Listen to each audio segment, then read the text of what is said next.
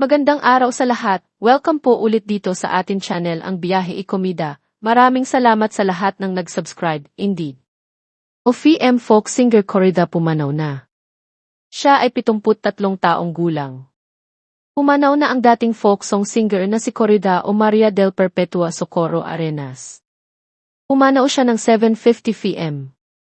Nitong Biyernes, September 27, 2024, ayon mismo sa partner ng singer na si Chayto Santos.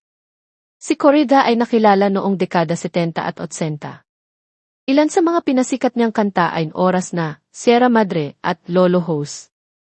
Bago pumanaw, nakaratay na si Corrida matapos ma-stroke noon Pebrero 2024. Paralisado at hindi nakapagsasalita ang dating singer. Taong 2018, natupok ng apoy ang bahay ni Corrida sa Quezon City. Nakaranas siya ng depresyon. Kinupok siya ng kanyang partner na si Chayto na nakatira sa Tagaytay City. Ilang araw naming binabantayan hanggang sa humina na siya ng humina.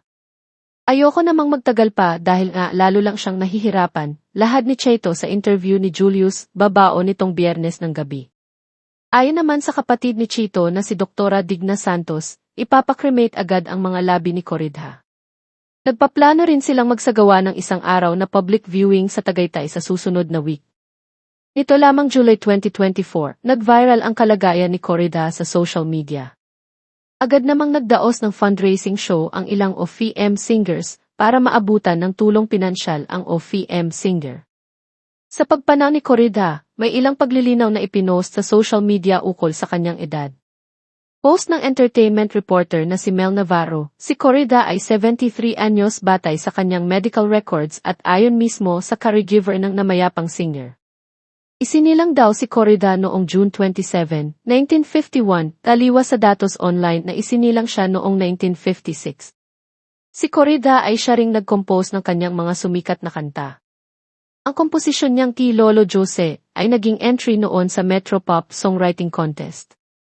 Noon 1982, nagwagi si Corrida ng 2 Cecil Awards para sa Best Folk Pop Song at Best Folk Pop Vocal Performance.